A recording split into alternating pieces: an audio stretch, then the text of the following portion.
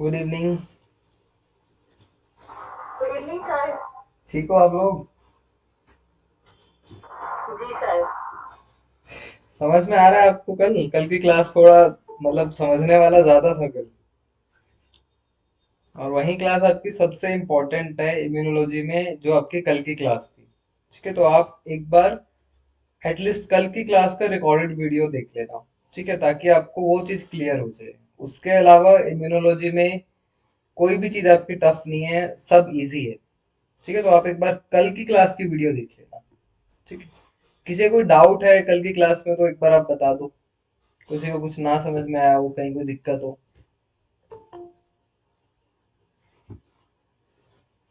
या पढ़ ही नहीं रहे हो। सर आपने बताया था कि ऑर्गन ट्रांसप्लांटेशन जब हम लोग करते हैं हम्म। तो हम लोग वहाँ पे एक्चुअली टाइपिंग करते हैं। हाँ ये जी, जो हाँ। हमारा एमएससी का जो अमीनो एसिड का सीक्वेंस है वो चेक करते हैं, उसको मैच करते हैं, हम्म। फिर ही हम ट्रांसप्लांटेशन करते हैं। हम्म। लेकिन कई बार हम लोग एक्चुअली टाइपिंग करके सब कुछ मैच करके ट्रांसप्लांटेशन करने के बाद भी फिर वापस से फेलियर हो जाता है, तो ऐसा हाँ, क्यों होता है? वो मैं बताऊंगा आज आपको। आज का वही आपका टॉपिक वही आज इंक्लूडेड है। ठीक है, उसी का ही टॉपिक आपका इंक्लूडेड है। और बताओ। एक ट्रांसप्लांटेशन से हो गया, और कोई? चलो ठीक है। अब आप लोग, कल ये क्वेश्चन मैंने सॉल्व करा दिया था आपको। अब एक बार आप लोग इन क्वेश्चंस के आंसर दो कि आपका व्हील और flare reaction is a characteristic reaction associated with identification of. क्या आपकी व्हील और फ्लेयर रिएक्शन कौन सी हाइपर सेंसिटिविटी रिएक्शन का एक ट्रेडमार्क है या फिर उसका करेक्टर है? Type one, type two, type three, type four. Wheal and flare reaction आपको बताना है। अरे बताओ, इतना तो बताया हुआ है। टाइप टाइप वन का है सर। Type one. और कोई? इसका आंसर टाइप वन ही है। ठीक है।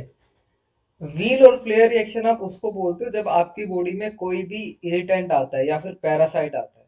जैसे आप मान लो आपको एंट जहाँ पे काटती है, तो वहां पर क्या होता है? आपको रेडनेस हो जाती है, आपको इचिंग होती है, और कई बार आपको ऐसा राउंड सा बन जाता है, राउंड राउंड सा।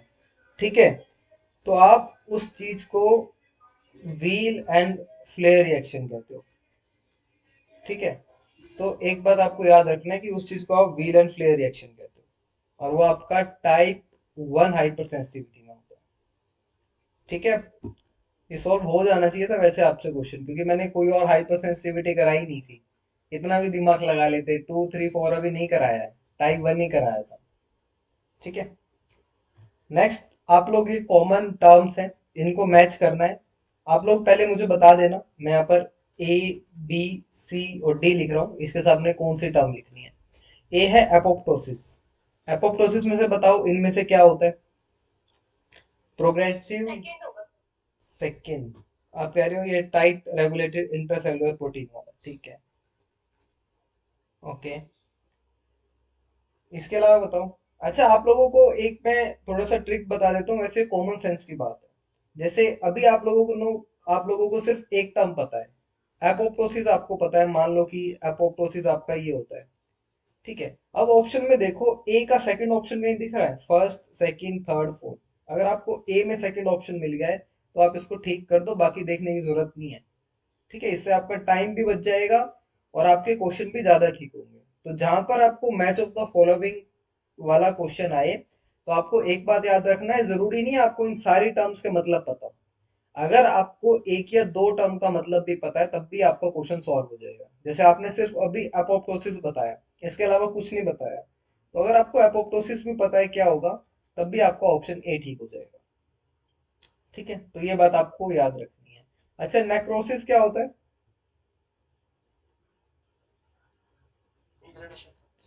डिग्रेडेशन होता है कि आपका जो सेल है उनकी डेथ होती होती जा रही है, और ये आपका रेगुलेटेड मैनर में नहीं हो रही है। एपोप्टोसिस और नेक्रोसिस में यही फर्क है कि एपोप्टोसिस जो है ये आपका रेगुलेटेड मैनर में होता है।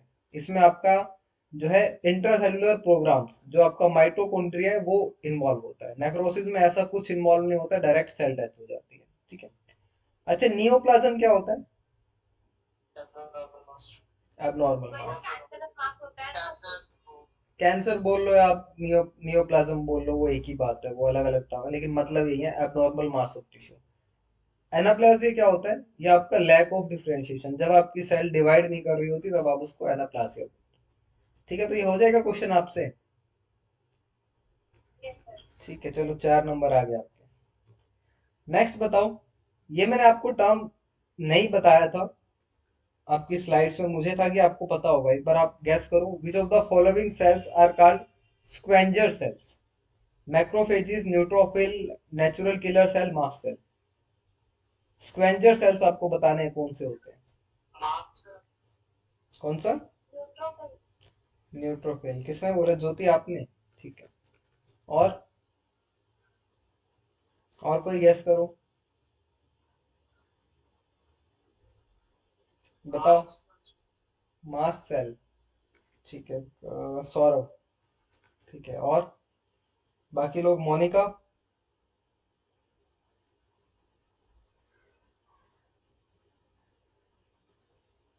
बाकी लोग बताओ। अर्पित, निशा? अरे गैस करना है, कोई फाइनल पेपर थोड़ी है। मैक्रोफेजेस और न्यूट्रोफिल। चलो, मैं आपको इसमें रख लेता हूँ। और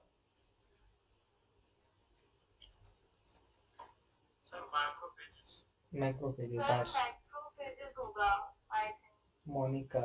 अरे गूगल से सर्च करके नहीं बताना है, कहीं वहां से सर्च करके बता दो। नहीं नहीं, वो एक्चुअली ना मेरे कनेक्शन में इशू है। खुल गया सर, गूगल गूगल खुल गया सर सब। हाँ, वो पता लग गया था मुझे। ठीक है, तो स्क्वेंजर सेल्स आप मैक्रोफेजेस को बोलते हो। ठीक है, आप अर्पित, हर्ष और मोनिका, आप लोगों का ठीक है। मैक्रोफेजेस को आप स्क्वेंजर सेल इसलिए बोलते हैं क्योंकि ये आपका जब ब्लड में होता है तो क्या होता है, इसकी मैच्योर फॉर्म प्रेजेंट नहीं होती है, आप तब आप इसको मोनोसाइट बोलते हो। लेकिन जैसे ही जहां पर आपका ऑर्गन डैमेज होता है, ये वहां पहुंच के जो आपका एंटीजन है उसके अगेंस्ट एक्शन शो करता है। ठीक है, तो मैक्रोफेजेस को हम लोग स्क्वेंजर सेल्स बोलते हैं। अगर आपको, लेकिन सर जो न्यूट्रोफिल होते हैं वो भी तो स्कैवेंजिंग का ही काम करते हैं। अरे वो ब्लड में जाते हैं ना, वो ऑर्गन तक थोड़ी चले जाएंगे, तब तक वहां ब्लीडिंग नहीं होगी, आपका ब्लड वेसल डैमेज नहीं होगा, वहां थोड़ी पहुंच जाएंगे। जैसे मैक्रोफेजेस है, वो तो आपका जो जो भी आपका MHC2 है, वैसा रिस्पॉन्स आएगा ना। न्यूट्रोफिल को स्पेसिफिक रिस्पॉन्स थोड़ी देते हैं, इसका रिस्पॉन्स नॉन स्पेसिफिक है ना। ठीक है, अब मेरे को पता था आप लोग इसी में कंफ्यूज होंगे क्योंकि यहाँ पर फैगोसाइटोसिस हो रहा था, लेकिन वो आपका नॉन स्पेसिफिक होता है। मैक्रोफेजेस में MHC2 है, इसलिए वहां पर स्पेसिफिक काम है। ठीक है, वैसे ये टर्म होती है आपकी, किसी को भी दे सकते हैं स्क्वेंजर सेल, तो आपको मैक्रोफेजेस ही ध्यान रखना है। ठीक है, नेक्स्ट ये आप बताओ। Which of the following genes responsible for graft rejection in human? Highly polymorphic HLA gene, APP gene, HMS SH2 genes, FMR1 gene, बताओ। ग्राफ्ट रिजेक्शन में, ग्राफ्ट का मतलब होता है जब आप कोई ऑर्गन या टिश्यू एक दूसरे को ट्रांसप्लांट करते हो। HLA? ठीक है, फाइनल है सबका, या किसी को कुछ और लग रहा है? APP, HMSC2, FMR1, बताओ। बाकी सारी जीन आपकी प्रोटीन के फंक्शंस में इन्वॉल्व है, प्रोटीन की फोल्डिंग में और उनका बनने में। HLA जीन आपका MHC1 और MHC2 को बनाता है, जो मैंने आपको कहा था, आप किसी ऑर्गन में ऑर्गन ट्रांसप्लांट करते हो तो आप HLA टाइपिंग करते हो, जो आपने ज्योति ने क्वेश्चन पूछा था पहले, तो वो यही इसका आंसर है। ठीक है, तो अगर आपको चीजें आप सुन भी रहे हो तब भी आप बहुत हद तक जो है क्वेश्चन सॉल्व कर लोगे, क्योंकि मैं आपको इस तरीके से पढ़ा रहा हूँ कि अगर आपके 10 क्वेश्चन इम्यूनोलॉजी के आ जाए, और इम्यूनोलॉजी से 2-3 क्वेश्चन आपको माइक्रो में और 2-3 क्वेश्चन आपको फार्माकोलॉजी में मिल जाए, तो आपके 10 से 15 क्वेश्चन अगर बन रहे हैं, अगर ऐसा पेपर आ रहा है, तो आप सारे सॉल्व कर लो, 15 के 15 सॉल्व कर लो, ऐसा ना हो किसी के 14-13 हो, आप 15 के 15 क्वेश्चन सॉल्व कर लो। ठीक है, तो मैंने तो आपको MHC1 MHC2 इसलिए एक्सप्लेन कर दिया था ताकि आपको एटलीस्ट ये याद रह जाए कि इनका फंक्शन क्या है। ठीक है, इसलिए मैं आपको कह रहा हूँ, आप एक बार पिछली क्लास देखते जाओगे, उसके बाद आप चाहे 21 का पेपर उठा लेना, 22 का, 23 का, जो भी पिछले पेपर NTA ने लिए हैं नहीं लिए हैं, शायद कोई रेयरली एक आधा क्वेश्चन होगा जो आपसे बनेगा नहीं, वरना सभी क्वेश्चन सॉल्व हो जाएंगे आपके। ठीक है। तो आज मैं आपको ज्यादा देर नहीं पढ़ाऊंगा, क्योंकि आप पहले एक बार कल की क्लास तक का जो हुआ है आप एक बार वो रिवाइज कर लेना, क्योंकि उसके बाद सिर्फ इम्यूनोलॉजी का आपका एक टॉपिक बचा है, सिंगल। ठीक है। तो आज मैं आपको सिर्फ कुछ जर्नल चीजें बताऊंगा, लेकिन वहां से आपके क्वेश्चन आए हुए हैं। ठीक है। जैसे मास्ट सेल आपको मैंने अभी तक नहीं बताया था, मैंने आपको neutrophil, basophil, eosinophils, T lymphocyte, B lymphocyte और नेचुरल किलर सेल्स और मोनोसाइट बताया था। अच्छा, मास्ट सेल का नेचर सिमिलर किससे था, किसके साथ इसकी सिमिलैरिटी थी? मास्ट सेल का नेचर किससे सिमिलर होता है? तो मैंने आपको बताया था बेसोफिल्स से सिमिलर होता है, क्योंकि बेसोफिल्स के पास कौन से आपकी एंटीबॉडी के रिसेप्टर हैं? आईजीई के। ठीक है। और सिमिलरली मास्ट सेल के पास भी आपके आईजीई के रिसेप्टर है। वहां पर बेसोफिल्स के अंदर जो ग्रेन्यूल्स थे वो कौन से थे? आपके हेपेरिन और हिस्टामिन। सेम यही हेपेरिन और हिस्टामिन आपके सेम ग्रेन्यूल्स जो है वो मास्ट सेल्स में प्रेजेंट है। वहां पर भी एलर्जिक और हाइपर सेंसिटिविटी में रिस्पॉन्स आ रहा था, जिसको आप व्हील एंड फ्लेयर रिएक्शन, अब इस नाम को आप लोग याद रख लेना, व्हील एंड फ्लेयर रिएक्शन। और आप बोलते हो हाइपर सेंसिटिविटी 1। इसका दूसरा नाम किसी को याद है फिफ्थ सेम में से? हाइपर सेंसिटिविटी 1 का दूसरा नाम पढ़ चुके हो आप ये बहुत बार। एनाफाइलेक्सिस या एनाफाइलेक्टिक शॉक। ठीक है। तो हाइपर सेंसिटिविटी 1 को कई बार आपसे एनाफाइलेक्टिक शॉक करके पूछ लिया जाता है। ये आप लोग फार्माकोलॉजी में और में बहुत बार हर जगह पढ़ते हुए, जहां भी मास सेल का रोल आता है। ठीक है। तो आप बेसोफिल का रोल कहाँ देखते थे? आप जो है ब्लड में देखते थे, लेकिन जो मास सेल है इनका रोल ज्यादा टिश्यू में आता है। ठीक है। तो आपको ये बात याद रखनी है, सिर्फ एक यही डिफरेंस है, बाकी और कहीं डिफरेंस नहीं है। प्रोड्यूस आपका बोन मैरो में होता है। तो मास सेल का प्रोडक्शन बोन मैरो में है, रोल टिश्यू में है, इसके अलावा सब आपका बेसोफिल्स की तरह सेम है, कि आपका आईजीई है, हाइपरसेंसिटिविटी रिस्पॉन्स दे रहा है, और हिस्टामिन और हेपेरिन रिलीज करा रहा है। अच्छा, हेपेरिन का काम क्या होता है? हेपेरिन क्या के क्या काम? अरे वाह, ऐसे ऐसे जवाब दोगे कैसे चलेगा? कोगुलेशन में हेल्प करता है, एंटी कोगुलेंट है। और हिस्टामिन क्या करता है? हिस्टामिन ऑटोकॉइड है, ठीक है। काम क्या करता है? Allergic reaction. और कोई कुछ हेल्प? अच्छा, मान लो आपकी बॉडी में ये क्या कराता है? एक बार रिपीट करना। वेजोडाइलेशन। ठीक है, मुझे यही सुनना था।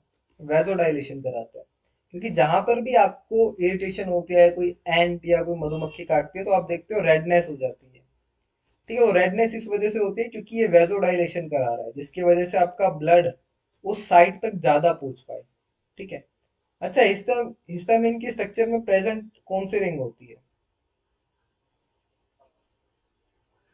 आप लोगों ने पढ़ लिया है ऑटोकोइडिया, अभी आएगा नेक्स्ट सेम में। पायरोल रिंग होती है, मेरे हिसाब से तो इमिडाजोल होती है, मुझे याद नहीं है।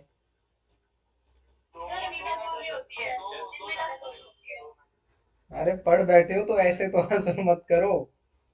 ये तो मुझे, मैंने वैसे ही पूछ लिया था, मुझे खुद याद नहीं था कौन सी रिंग होती है। इमिडाजोल होता है। ठीक है। चलो ये पढ़ाऊंगा मैं आपको, फिर तब आप ध्यान से सुनना। नेक्स्ट आपका चैप्टर 4 है एंटीजन का।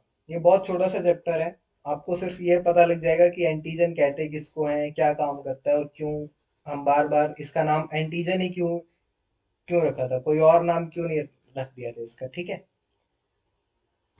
तो आप एंटीजन उस सब्सटेंस को कहते हो जो आपकी बॉडी में इम्यून रिस्पॉन्स जनरेट करा दे।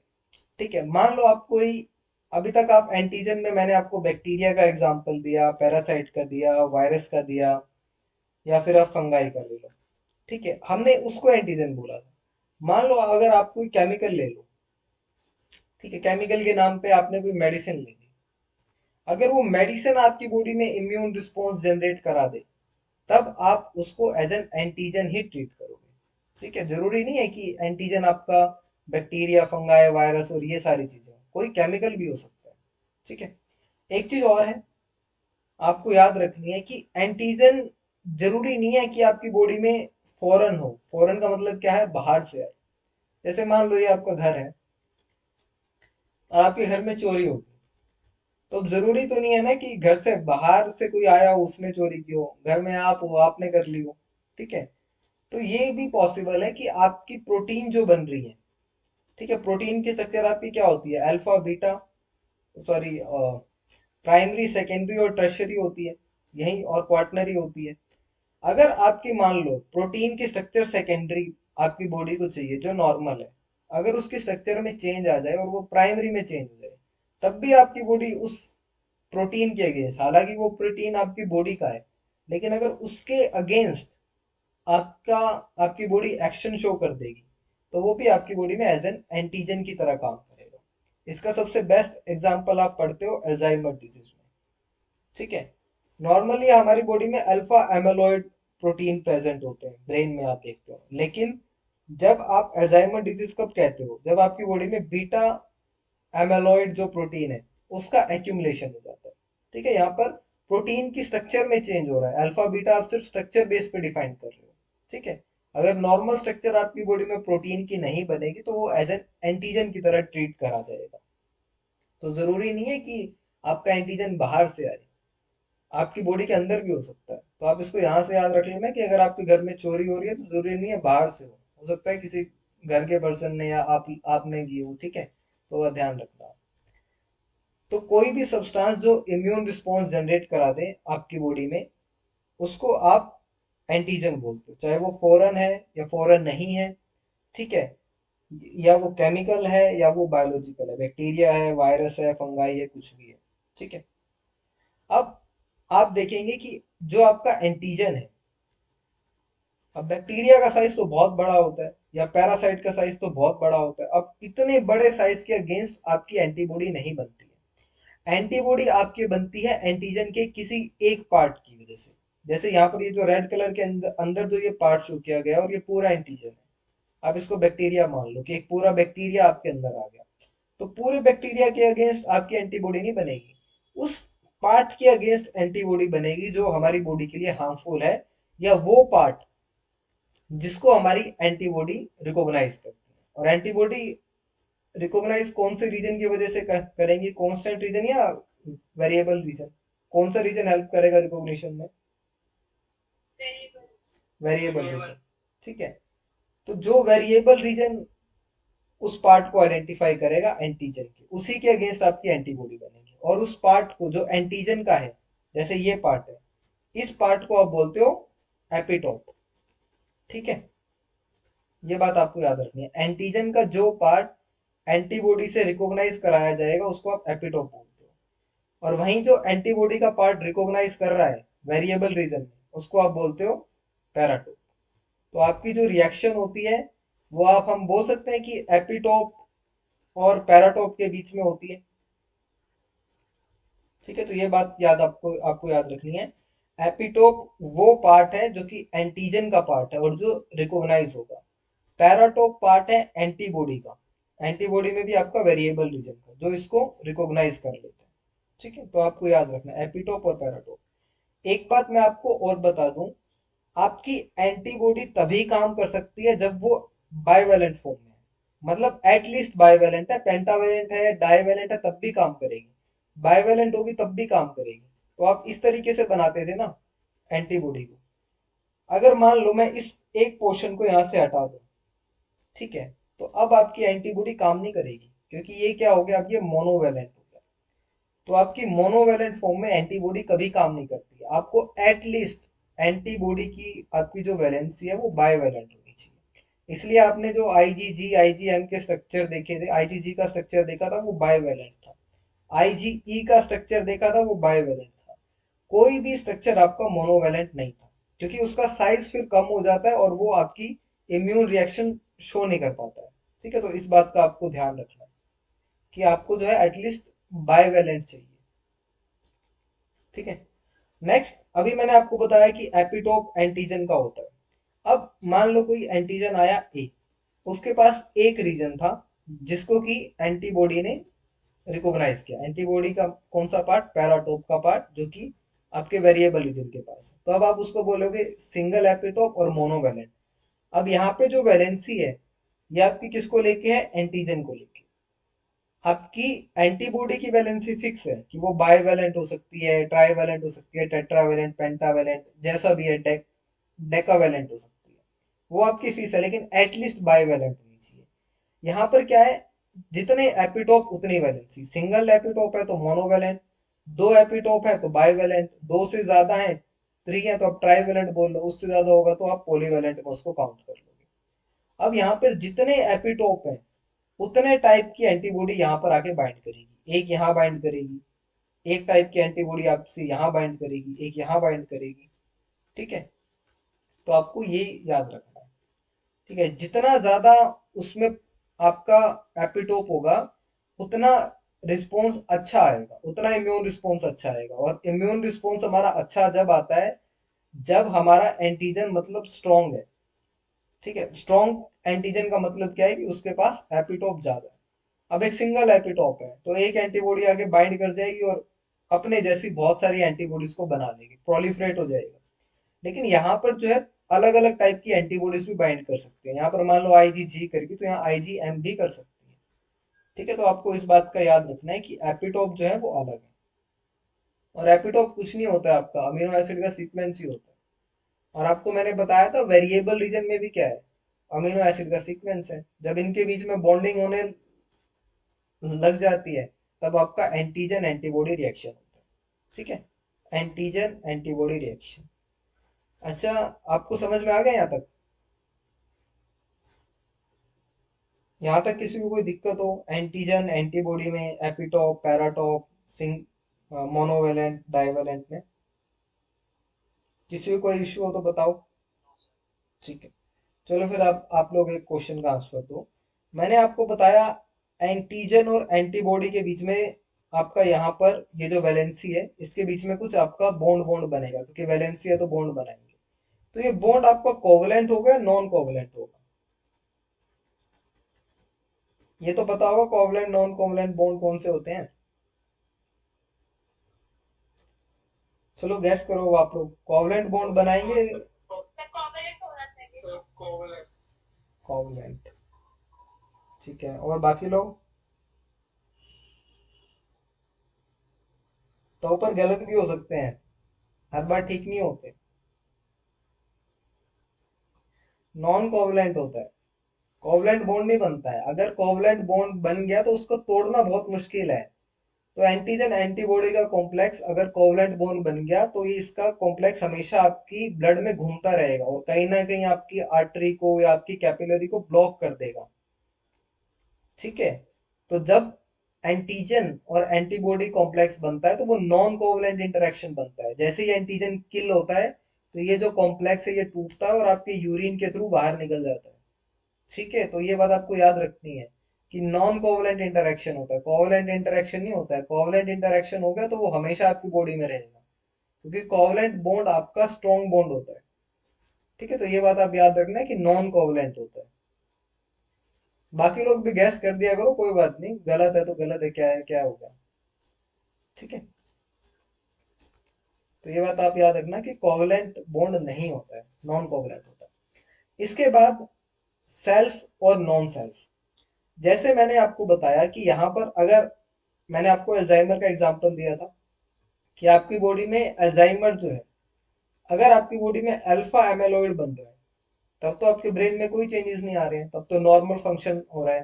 तो अल्जाइमर का प्राइमरी सिम्टम क्या होता है? डिमेंशिया होता है, कि आप लोग कुछ भूल नहीं रहे हो, सब ठीक चल रहा है।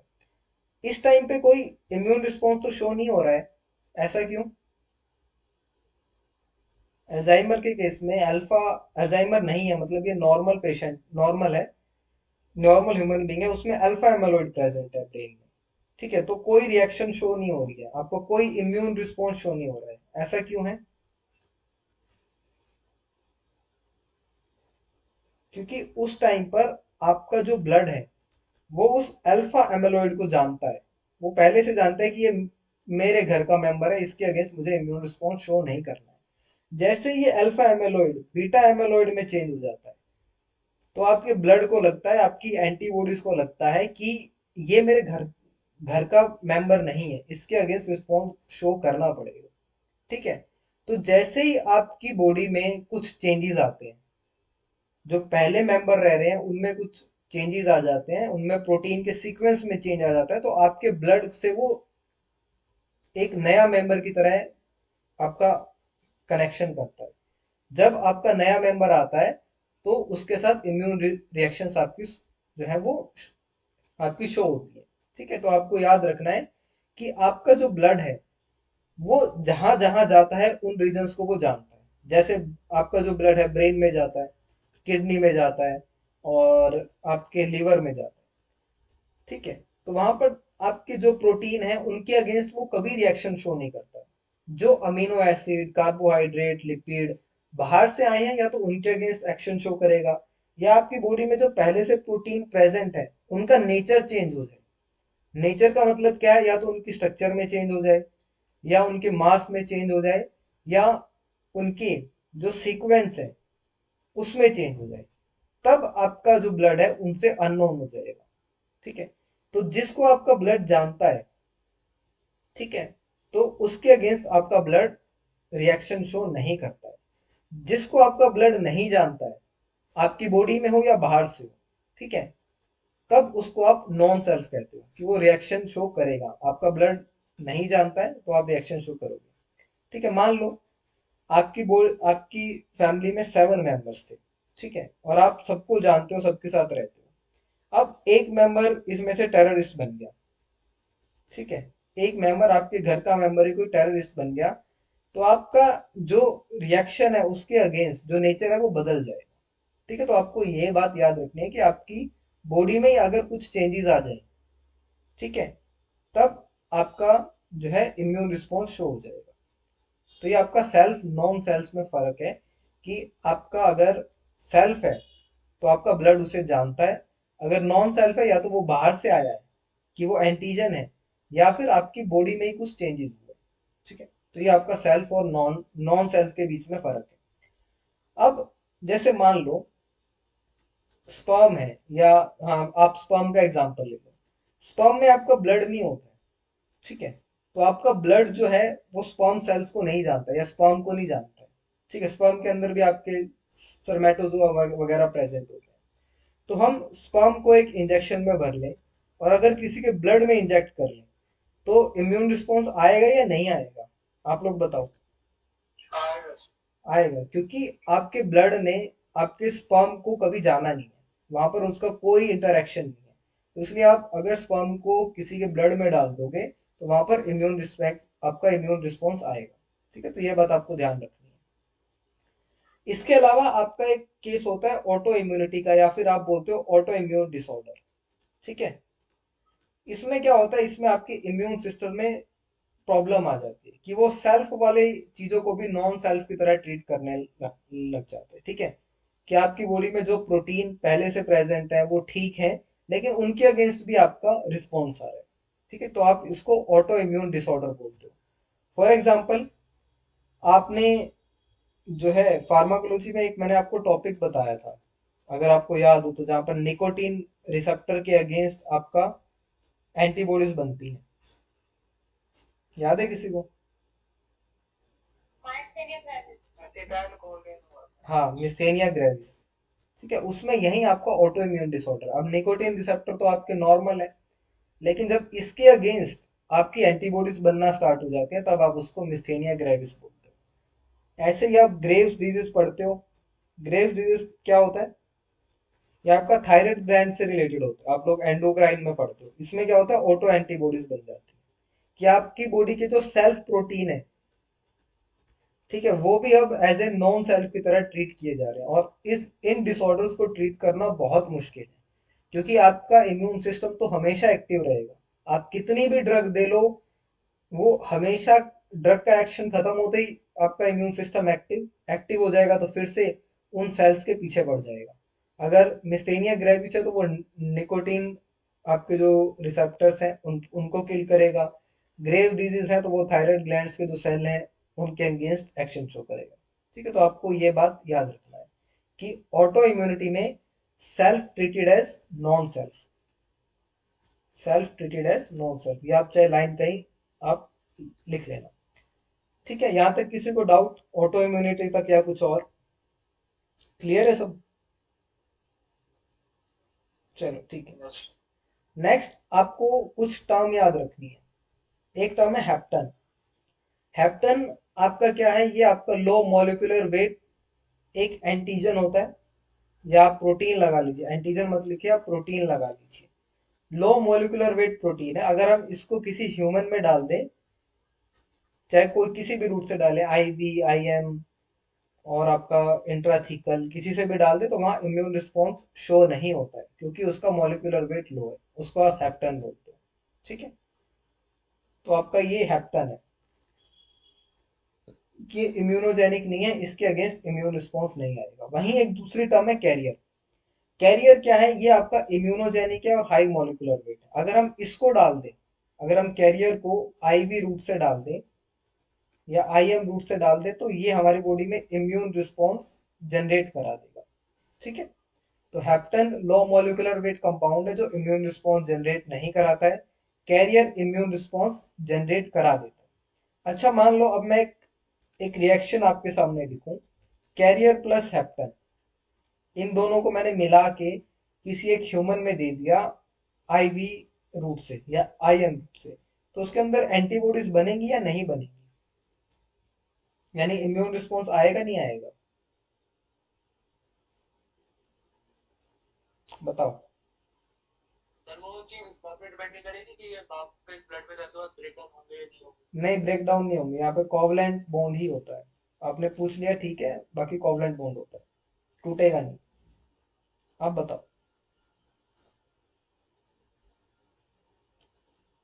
कैरियर आपका इम्यून सर रिस्पॉन्स कौन सा दे। क्या सर? हाँ जी। कौन सा क्या सर? आएगा नहीं आएगा, मुझे पहले ये बताओ, इम्यून रिस्पॉन्स आएगा या नहीं आएगा? आए आएगा।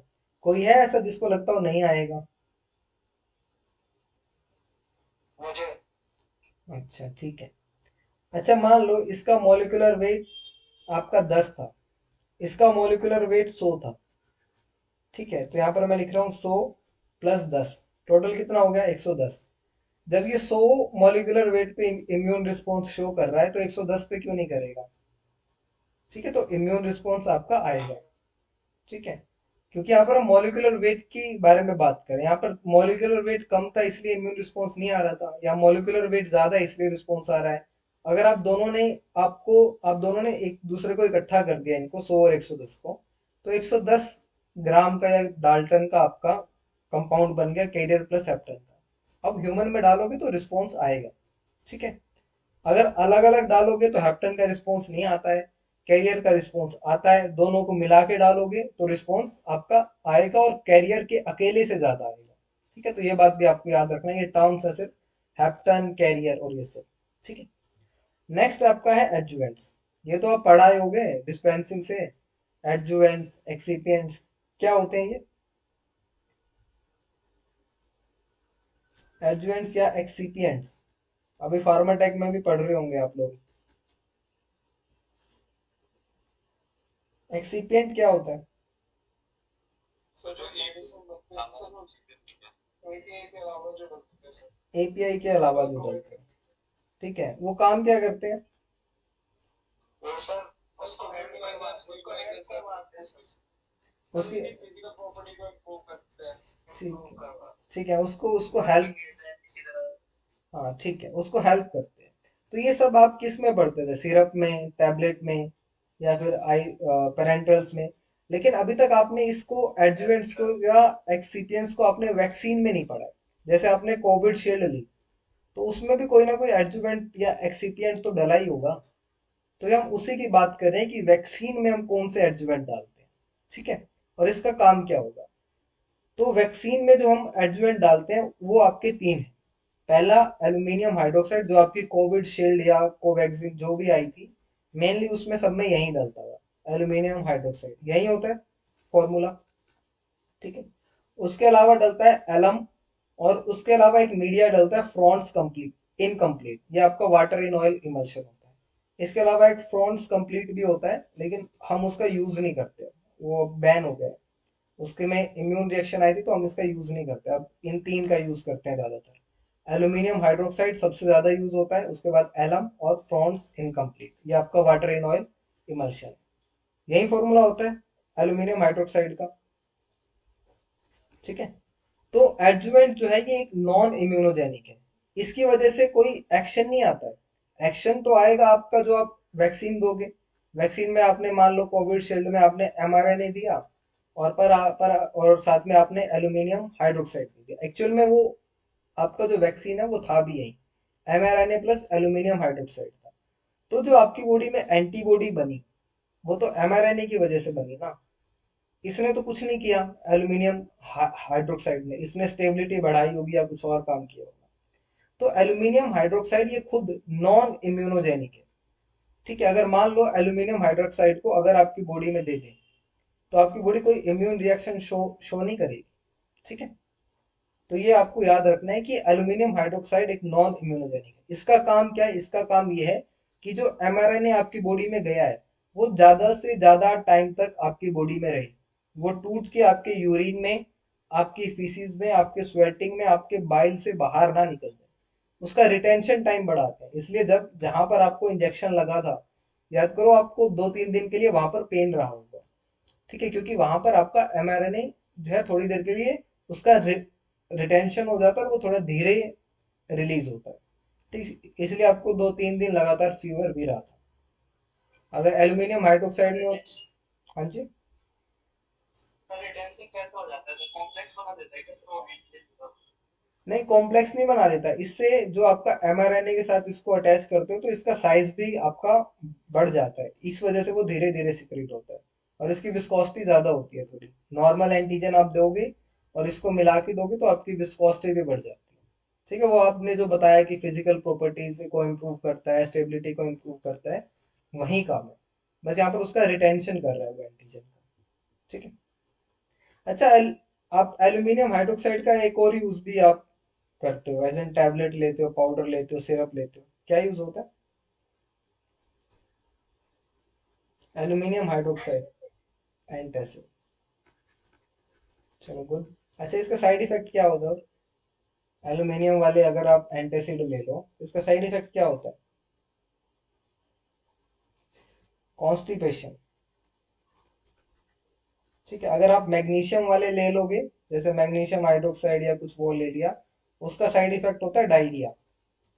तो हमने क्या किया, इन दोनों को मिला के हम यूज करने लगे। हम अब जो है दो साल्ट देते हैं, मान लो एक एल्यूमिनियम हाइड्रोक्साइड दे दिया, एक कोई मैग्नीशियम का सॉल्ट दे देंगे, तो ये कॉन्स्टिपेशन कर रहा था, ये डायरिया कर रहा था, तो दोनों एक दूसरे के अगेंस्ट है, तो आपकी बॉडी में कोई ऐसा एडवर्स इफेक्ट नहीं आता। ठीक है, अब हम जो आपकी एंटासिड वगैरह के सिरप वगैरह आते हैं तो उसमें आप देखना एल्यूमिनियम और मैग्नीशियम दोनों का आपको कंबाइन फॉर्म में देते हैं, ताकि कॉन्स्टिपेशन भी ना हो, डायरिया भी ना हो। तो एल्यूमिनियम वाले को याद रखने के लिए आप एसी कर लेना कि एंटासिड है और कॉन्स्टिपेशन साइड इफेक्ट है। ठीक है। नेक्स्ट है आपका ट्रांसप्लांट एंड रिलेटेड इम्यूनोलॉजी, कि आप ट्रांसप्लांट करते हैं तो उसमें आपका जो है वो रिजेक्शन क्यों होता है। ठीक है, तो सबसे पहले आप टर्म समझ लो ग्राफ्ट। ग्राफ्ट का मतलब है कि जो आपका ऑर्गन या जो टिश्यू जिसका आपने ट्रांसप्लांट करना है। ठीक है, मान लो आपने किडनी का ट्रांसप्लांट करना है, तो आप किडनी को ग्राफ्ट बोलोगे। ठीक है, हार्ट का करना है तो आप हार्ट को ग्राफ्ट बोलोगे, इस तरीके से। जैसे कई बार क्या होता है, आईज में जिनको प्रॉब्लम होती है, तो आईज में प्रॉब्लम होती है तो हमें अपना ही किसी ऑर्गन का कोई पार्ट देना पड़ता है, तो ज्यादातर वो लिप्स से जो आपका पार्ट है, वो लिप्स का कुछ पार्ट काट के वो आईज पे लगा देते हैं। ठीक है, तो आप लिप्स का जो पार्ट लिया गया है उसको भी आप ग्राफ्ट ही बोलोगे। ठीक है, तो ये बात आपको याद रखना है कि ग्राफ्ट आपका वो ऑर्गन है, टिश्यू है जो आप ट्रांसप्लांट कराओगे। ऑटोग्राफ्ट का मतलब है कि आप अपनी बॉडी में से एक जगह से कोई टिश्यू लेकर दूसरी जगह लगा रहे हो। जैसे मैंने आपको एग्जांपल दिया कि आपका लिप्स का जो पार्ट है वो आईज में लगा दे, लेकिन आप हो तो एक ही पर्सन ना। ठीक है, चलो मैं अपना ही नाम लिख लेता हूँ कि आई लिप्स का पार्ट काट के आईज में लगा दे, तो मेरे ही लिप्स है, मेरी आईज है। ठीक है, तो वो उसको आप ऑटोग्राफ्ट बोलते हो। सिनग्राफ्ट आप तब बोलते हो जब आप सेम इंडिविजुअल जो सेम स्पीसीज के जो मेंबर हैं उनमें आप ट्रांसफर करा रहे हो और उनका जेनेटिक मेकअप, ये आप ऐड कर लेना, उनका जेनेटिक मेकअप सेम है। जैसे इसमें आपका एक ही एग्जांपल आता है ट्विन्स का, जुड़वा मूवीज देखी होगी आपने, जो ट्विन है उनका जेनेटिक मेकअप ऑलमोस्ट सेम होता है, ठीक है। तो वो उनका एक दूसरे में अगर आपको ग्राफ्ट लगाना है, मान लो इसका ग्राफ्ट इसमें लगाना है, तो आपको इतना HLA टाइपिंग की जरूरत नहीं है, ठीक है। ऑलमोस्ट 98% जो उनका जेनेटिक मेकअप है वो आपको सेम मिल जाएगा, ठीक है। थोड़ा बहुत 1-2% चेंज कहीं होगा तो होगा, वरना वो सेम है, तो आप उसको सिनग्राफ्ट बोलते हो। एलोग्राफ्ट में क्या है कि आपकी स्पीसीज सेम है लेकिन आप एक पर्सन से दूसरे पर्सन में जा रहे हो, ठीक है। मान लो ये मैं हूं और मैंने किसी और को अपनी किडनी डोनेट कर दी मरने के बाद, पहले नहीं, ठीक है। तो उसमें किसी और को डोनेट कर दिया मैंने, तो वो जो केस है वो आपका एलोग्राफ्ट है, ठीक है। उसको आप एलोग्राफ्ट बोलोगे एक स्पीसीज से दूसरी स्पीसीज में, ठीक है, वो आपका एलोग्राफ्ट है। जीनोग्राफ्ट, आपसे सबसे ज्यादा क्वेश्चन पूछा जाएगा जीनोग्राफ्ट पे। जीनोग्राफ्ट का मतलब क्या, आपकी स्पीसीज में चेंज आए। मान लो किसी को मंकी का हार्ट लगा दे, ठीक है, या फिर किसी को आप देखो आउल की आईज लगा दे, तो वो आपका जीनोग्राफ्ट है, ठीक है। तो वहां पर क्या हो रहा है, आपकी स्पीसीज चेंज हो रही है। तो ये बात आपको ध्यान रखना, और ज्यादातर क्वेश्चन आपसे जीनोग्राफ्ट और एलोग्राफ्ट के बारे में ही पूछे जाएंगे। ऑटोग्राफ्ट सिनग्राफ्ट मैंने बता दिया लेकिन क्वेश्चन इन पे कम आता है, ठीक है। तो ऑटोग्राफ्ट का मतलब क्या है कि कोई एक पर्सन है उसका अपना ही एक टिश्यू लेकर दूसरे रीजन में लगाया जा रहा है। सिनग्राफ्ट वाला केस आपका ट्विंस में होता है जहाँ जेनेटिक मेकअप सेम है, HLA टाइपिंग की जरूरत नहीं है। एलोग्राफ्ट में आपका HLA टाइपिंग की बहुत जरूरत है, ठीक है, क्योंकि स्पीसीज सेम है लेकिन दो अलग अलग लोग हैं जिनका जेनेटिक मेकअप जो है वो सेम नहीं है, ठीक है। जीनोग्राफ्ट क्या है, स्पीसीज ही आपने अलग कर दी, एक मंकी ले लिया एक ह्यूमन ले लिया, और ये कुछ केस सक्सेसफुल हुए हैं कि मंकी से ह्यूमन में कुछ ट्रांसफर कर दिया, कुछ केस सक्सेसफुल हैं लेकिन सारे नहीं है, ठीक है। ऑलमोस्ट रिजेक्शन ज्यादा आता है, ठीक है। अब आप HLA टाइपिंग करते हो तो यहाँ पर आपकी प्रोबेबिलिटी फाइंड की जाती है, ठीक है, कि आपका कितने परसेंट HLA टाइपिंग मैच हो सकती है। जैसे ट्विंस में देखो तो 99% चांसेस है, अगर फादर मदर ऐसे देखोगे तो वहाँ 50% आपके हैं। जैसे आप हो सन या डॉटर हो आप, तो आप अपने फादर मदर से देखोगे तो वहाँ 50% चांसेस है कि आपकी जो HLA टाइपिंग है वो मैच हो जाए। इसलिए आप अपने किसी कजन ब्रदर या वैसे कहीं जाओगे तो वहाँ 20% है, और अननोन पर्सन से देखोगे तो वहाँ आप कुछ नहीं कह सकते, ठीक है। वहाँ आप जीरो भी लेते हो, वहाँ आप जीरो से थोड़ा ऊपर भी ले लेते हो कुछ पॉइंट्स में, ठीक है। तो प्रोबेबिलिटी आप इस तरीके से वहाँ देख लेते हो। अब आपका क्वेश्चन था जिन्होंने भी पूछा था कि मान लो आपके फादर हैं और आप हो, ठीक है। अगर आपके फादर या आप अपने फादर को कोई ऑर्गन डोनेट कर रहे हो तो उस केस में जो है आपका वो जो ऑर्गन है वो रिजेक्ट क्यों होता है। उसके दो रीजन है। सबसे पहली बात कि अगर आप ऑर्गन रिजेक्शन की बात कर रहे हो तो सबसे पहले आपको, अगर आपने ऑर्गन दे दिया अपने फादर को या जो है आपके फादर ने आपको दिया, तो सबसे पहले वहां पर आपका इन्फेक्शन अगर हो जाता है, ठीक है, क्योंकि अगर आपने ऑर्गन दिया है और आपने इतना बड़ा सर्जरी किया है तो वहां पर इन्फेक्शन होने के चांस बहुत ज्यादा है। और इन्फेक्शन होता क्यों है, एक तो आपने ऑर्गन ट्रांसप्लांट किया है, दूसरा जब आप ऑर्गन ट्रांसप्लांट करते हो तो वहां पर आप इम्यूनो सप्रेसिव ड्रग देते हो। इम्यूनो सप्रेसिव ड्रग क्या करेगी, आपकी बॉडी के इम्यून सिस्टम को वीक कर देगी, बहुत वीक कर देगी, ठीक है। अगर आपने immuno suppressive drug they the father या सन किसी को भी जिसको ऑर्गन, जो कि रिसिपिएंट है, मान लेते हैं हम सन को रिसिपिएंट लेके चल रहे हैं, तो सन को अगर वो ऑर्गन मिला है और अगर आपने उसको इम्यूनो सप्रेसिव ड्रग दी तो उसका इम्यून सिस्टम वीक हो जाएगा, तो इसको कोई और इन्फेक्शन हो सकता है, ठीक है। एक केस तो ये है।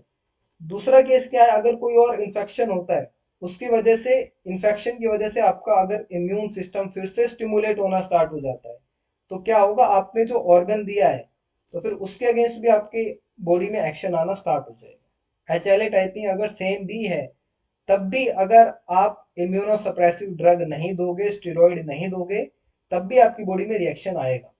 फॉर एग्जाम्पल, आप ब्लड डोनेट करते हो या ब्लड चढ़ाते हो, तो जिसको ब्लड चढ़ाया जाता है, जो रिसिपिएंट है, उसको फीवर जरूर होता है। चाहे आप दवाई दे लो, कुछ कर लो, उसको फीवर होगा ही होगा। ठीक है, क्योंकि वहां पर अगर मेजर रिएक्शन नहीं हो रहा है तो माइनर रिएक्शन हमेशा होती है। वहां पर ब्लड आपने दिया तो कोई इतना सीवियर केस नहीं है। लेकिन जब आप ऑर्गन ट्रांसप्लांट करते हो तो वहां इन्फेक्शन के चांसेस बढ़ जाते हैं, और अगर इन्फेक्शन होता है तो एक तो आप इम्यूनोसप्रेशन ड्रग दे रहे थे जिसने इम्यून सिस्टम कम किया, वहां इन्फेक्शन हो गया। अब इन्फेक्शन हुआ तो आपकी बॉडी जो है एक्शन शो करने की कोशिश करेगी। तो एक्शन शो करने की कोशिश करेगी, उस एक्शन में वो ऑर्गन को भी रिजेक्ट कर सकती है। ठीक है, तो कई केसेस में आप सिर्फ इम्यूनोसप्रेसिव ड्रग नहीं देते हो, प्लस इसके साथ आप एंटीबायोटिक भी देते हो। ठीक है, तो आपको ये बात याद रखनी है। हालांकि मेन ड्रग्स आपकी जो कंपलसरी है वो इम्यूनोसप्रेसिव ड्रग है, लेकिन आपको एंटीबॉडीज भी, वो एंटीबायोटिक्स भी ड्रग जो है वो देनी पड़ती है। ठीक है, आपका डाउट क्लियर हो गया जिन्होंने पूछा था? हाँ सर, ठीक है। चलो ठीक है। अब जब आप ट्रांसप्लांट करते हो तो आप एक तो ब्लड ग्रुप की मैचिंग करते हो और एक एचएलए टाइपिंग करते हो। ठीक है, एचएलए आपको मैंने बताया था क्रोमोसोम नंबर 6 पे प्रेजेंट है, MHC1 और MHC2 को ये बनाता है। एचएलए की फुल फॉर्म थी ह्यूमन ल्यूकोसाइट पॉलीमॉर्फिज्म। ठीक है, और जैसे ही आप ऑर्गन को ट्रांसप्लांट करते हो तो आपकी बॉडी रिस्पॉन्स शो करती है। रिस्पॉन्स क्या शो होता है? सबसे पहले फीवर होता है, फिर उसके बाद वेट लॉस होना स्टार्ट होता है और इन्फ्लामेशन होती है। और ये जो रिस्पॉन्स है ऑर्गन ट्रांसप्लांट के विद इन 3 डेज आ जाता है। और अगर फीवर हो रहा है तो बहुत ज्यादा फीवर होता है, उस केस में वो ऑर्गन तो ठीक है, चलो आपने ट्रांसप्लांट किया, दूसरा ऑर्गन के फेलियर होने के चांसेस है अगर फीवर बहुत ज्यादा बढ़ जाता है। ठीक है, तो इसलिए ये इतनी इजी आपकी सर्जरी या प्रोसेस नहीं है कि आपने घुटना ट्रांसप्लांट करा लिया, किडनी ट्रांसप्लांट करा ली और आपने रिलेटिव से लिया या किसी से लिया, तो वहां भी फेलियर के चांसेस हैं आपके। ठीक है, तो आपकी ड्रग जो यूज होती है वो इम्यूनोसप्रेसेंट ड्रग होती है, और आप एंटीबायोटिक्स भी देते हो ताकि इन्फेक्शन वगैरह ना हो। तो कुछ ड्रग आपकी कंपलसरी है, जैसे ग्लूकोकॉर्टिकॉइड्स है या स्टेरॉइड्स है, ये आपकी इन्फ्लामेशन को कम करती है, इम्यून रिस्पॉन्स को कम करती है। और ग्लूकोकॉर्टिकॉइड दे रहे हो तो आपको इंटरल्यूकिन 2 और इंटरल्यूकिन 4 को मेनली ब्लॉक करती है। याद करने की जरूरत नहीं है, बस मैंने वैसे बता दिया आपको। 2 और 4 को ज्यादा को कम करती है, जो आपका प्रो इन्फ्लेमेटरी है। और कल की क्लास में मैंने बताया था ये TH सेल का रिस्पॉन्स है। ठीक है, जब आपका बी सेल टी सेल की हेल्प से प्रोटीन एज एन एंटीजन ले रहा था, तो वहां पर मैंने आपको बताया था इंटरफेरोन गामा, TNF अल्फा और इंटरल्यूकिन 2, इंटरल्यूकिन 4 और इंटरल्यूकिन 10, ये आपके रिलीज हो रहे थे जिसकी वजह से इन्फ्लामेशन हो रही थी। तो ये इम्यूनोसप्रेसिव वहां आपका रोल आता है। उसके बाद टी सेल एक्टिवेशन जो होता है, जो TH सेल है स्पेसिफिकली, उनको ब्लॉक करती है ये ड्रग। आप याद रख सकते हो तो रख लेना, 2-4 आपको याद रखनी पड़ेंगी, सारी नहीं तो। साइक्लोफोस्फामाइड, 6 मरकैप्टोप्यूरिन, साइक्लोस्पोरिन ए, टैक्रोलिमस और एजाथायोप्रिन। इंडिया में दो सबसे ज्यादा देते हैं, टैक्रोलिमस और एजाथायोप्रिन, इंडिया में सबसे ज्यादा यही देते हैं। ठीक है, तो ये आपका मोस्ट प्रेफर्ड ड्रग है, टैक्रोलिमस और एजाथायोप्रिन। जो एम्स वगैरह में सर्जरी होती है वहाँ यही देते हैं, टैक्रोलिमस देते हैं। ठीक है, तो ये बात आप ध्यान रखना कि ये आपके ड्रग्स हैं जो कंपलसरी है। ठीक है, इसके बाद ये आपको समझ में आ गया होस्ट वर्सेस ग्राफ्ट का। इस टॉपिक का नाम आपको होस्ट होस्ट वर्सेस ग्राफ्ट था, मैंने आपको ट्रांसप्लांटेशन में बता दिया। इसके बाद आपकी एक टर्म आती है सुपर एंटीजन। सुपर एंटीजन क्या होता है? ये हीट रेजिस्टेंट होता है, कोल्ड रेजिस्टेंट होता है, और जनरली आप देखेंगे स्टेफाइलोकोकस ओरियस टाइप की जो आपकी फैमिली है, वो वाले ऐसे सुपर एंटीजन काम करते हैं। ठीक है, ये एंटीजन क्या करते हैं? More than 10% of T cell आपकी एक्टिवेट करते हैं, जबकि जो नॉर्मल एंटीजन है वो 0.5% ऑफ आपका टी सेल जो है उसको एक्टिवेट करता है। ठीक है, तो आपको याद रखना है कि 10% करते हैं, ये आपका 0.5% करते हैं, उसको आप सुपर एंटीजन बोल देते हैं, और कुछ नहीं।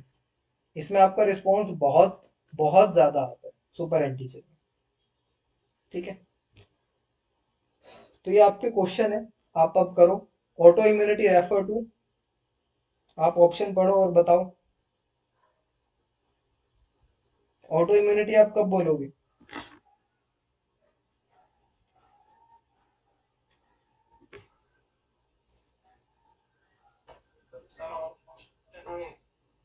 Option second. सेकंड। ठीक है, और कोई? पढ़ लो आराम से, ऑप्शन पढ़ो, पूरा टाइम लो अपना, कोई जल्दी नहीं है, आराम से पढ़ो। और बताओ, ऑटो इम्यूनिटी आप किसको बोलोगे? इसका एग्जांपल मैंने आपको मिस्थेनिया ग्रेविस दिया था आज ही की क्लास में। बाकी लोग बताओ। आपका ऑटो इम्यूनिटी का मतलब है कि आप सेल्फ, बी आएगा, आप सेल्फ और नॉन सेल्फ में डिस्टिंग्विश नहीं कर पा रहे हो, failure to distinguish between self and non self. ठीक है, तो ये आपका क्वेश्चन था 4 नंबर का। Next, in transplantation rejection the clinical feature of graft versus host reaction includes, कि आपका रिजेक्शन जब होता है तो उसमें कैसे आपको सिम्टम्स आते हैं। ठीक है, वो आपको बताना है। फॉलोइंग करके नीचे एक्सेप्ट लिखा हुआ है कि कौन सा नहीं आता है। अच्छा, कौन सा आता है पहले आप लोग ये बताओ। हेलो, कौन सा रिस्पॉन्स आता है? फीवर, वेट लॉस आता है, तो मतलब ये नहीं होगा। रोमेटाइडल आर्थराइटिस क्या है? ये आपकी एक डिजीज का नाम है। ठीक है, इंटेस्टाइनल माल एब्जॉर्प्शन, की आपको डायरिया वगैरह हो रहा है और आपकी बॉडी एब्जॉर्ब नहीं कर रही। इसके बाद डर्मेटाइटिस और डायरिया, ये भी आपका एक सिम्टम है। ठीक है, तो आपको रूमेटाइडल अर्थराइटिस जो है ऐसा कोई रिस्पॉन्स नहीं आता है कि आपने कोई ऑर्गन ट्रांसप्लांट किया और आपकी बॉडी में रूमेटाइडल अर्थराइटिस हो गया, तो ऐसा कुछ भी नहीं होता। ठीक है, तो आप लोग क्वेश्चन को ध्यान से पढ़ना कि एक्सेप्ट लिखा है या फिर आपसे पूछा है कि कौन सा आता है। ठीक है, तो ये बात आप ध्यान रखना। ठीक है, तो ये आपके टॉपिक बाकी हैं। एक हाइपर सेंसिटिविटी रिएक्शन, ये आपका पैथोलॉजी, माइक्रोबायोलॉजी और फार्माकोलॉजी तीनों में आता है। हालांकि मैंने आपको हाइपर सेंसिटिविटी 1 अभी कराया है। उसके बाद वैक्सीन है, अब बायोटेक्नोलॉजी माइक्रो और उसमें आता है। एक टॉपिक आपका इम्यूनो का बाकी है जो प्रॉपर है, इनेट और अडेप्टिव रिस्पॉन्स। फिर मोनोक्लोनल एंटीबॉडी, ये आप फार्माकोलॉजी माइक्रो दोनों में पढ़ोगे। एक मैं आपको लिस्ट दूंगा ऑटो इम्यून डिसऑर्डर की। ठीक है, वो आपको याद रखनी है। ठीक है, तो किसी को कोई दिक्कत हो आज की क्लास में बताओ, कुछ ना समझ में आया हो, कहीं कोई पॉइंट हो किसी उसमें। इससे आगे आने वाली, किसका? सुपर एंटीजन में हमारे पास एक ही एग्जांपल है अभी तक, स्टेफाइलोकोकस ऑरियस, बाकी होगा मुझे एक ही पता है, स्टेफाइलोकोकस ऑरियस का मैंने पढ़ा हुआ है। ये भी मतलब वो रेजिस्टेंट वाला है, नॉर्मल वाला नहीं। ठीक है, जैसे आप पढ़ते हो ना वैनकोमाइसिन रेजिस्टेंट, मैथिसिलिन रेजिस्टेंट, वैसे वाला। और बताओ, और कोई किसी को कोई ना समझ में आया हो कोई पॉइंट?